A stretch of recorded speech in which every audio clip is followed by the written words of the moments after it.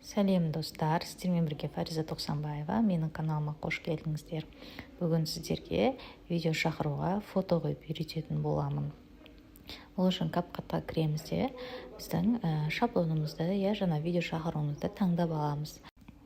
Қазір сіздерге фото қоюдың екі жолын көрсетемін. Ең бірінші жолы ол видео шақыру таңдағаннан кейін наложение деген функцияны таңдаймыз. Қазір мына жерден шығамыз.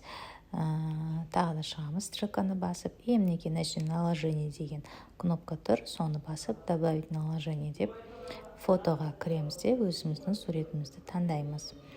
Мына суретті таңдайық, қазір бірге добавить дейміз. Таңдап болғаннан кейін суреттің үстін басамыз да суретке қатысты функциялар таңдайтын боламыз. Қазір мінекей мына жерде функциялар шығады, сол жерде маска деген функция болады. Мінекей мына жерде маска деп жазылып тұрады, қазір шығады. Мінекей шықты маска деген функция.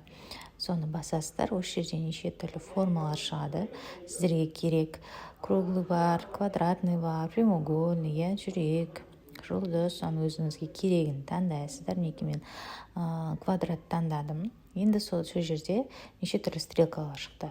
Сіздер бір квадратты алып, квадратты қозғалсаңыздар болады, ортасындағы үстіндегі және шетінде тұрған стрелканы қозғалсаңыздар суретті үлкейтесіздер. Мінекей оң жақ шетінде тұрған стрелка мен төбесінде тұрған стрелканы бассаңыздар суретті үлкейтесіздер өзіңізге керегінше. Ең астында тұрған стрелканы басамыз. Қазір ол жерді басқан кезде шеті, границалары размытый болады. Мінекей сол эффект маған ұнайды, көбінесе соны пайдаланамын мен сурет қойған кезде. Более әдемі болып тұратын сияқты. Соны басқан кезде мінекей шеттері размытый болады. Және де оны кішкене регулировка жасап, жоғары қарай, төмен қарай тоже қосылсаңыздар болады. Мінекей осындай эффект болады, өте әдемі болып тұрады, маған ұнайды. Осын пайдалансаңыздар болады. Мінекей осы бірінші жолы, енді қазір екінші жолын көрсететін боламын. Мына видео шақыру, необычный видео шақыру. Артқа қарай жылжытып көрсетеміз сіздерге.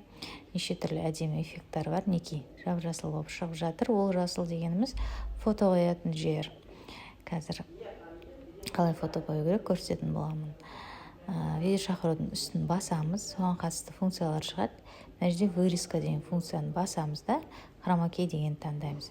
Сөзде пипетка шығады. Пипетканы жасыл түстің үстіне апарасыздар да, интенсивность дегенді басып, максимальныйға қоясыздар, 100-ге апарасыздар. Сөзде жасыл түс өзінен өзі кетіп қалады. Енді мына жер пустой болып тұр. Енді сол жерге біз сурет қоятын боламыз. Ол үшін тағы да мына жерден шығып, добавить наложение бар ғой, соған кіріп, тағы да өзіміздің суретімізді таңдаймыз. Мінекей суретімізді таңдадық, қойдық. Енді мына біздің жаңағы қоятын жерімізге дейін созу керек суретімізді, чтоб накладывать ету үшін. Және де осы суреттің үстін басып, соған қатысты функциялар шығады. Сол жерде склейка деген функция бар, соны басып, осветление деген несін таңдаймыз. Мінекей осветлениені таңдаған кезде біздің суретіміз видео шақырудың астына қарай кетті. Сливаться етіп кетті бірге. Енді жаңағы суретімізді үлкейтіп, кішірейтіп, өзімізге керегінше размер таңдаймыз. Қараймыз.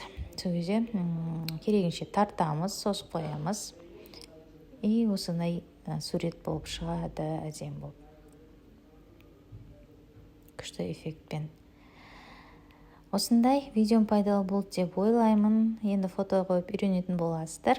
Және де осы шақырудың шаблонын сіздерге ссылкаға бергім келіп тұр. Ол үшін менің каналыма тіркеліп, комментарийға тегін шаблон деп жазып кетіңіздер.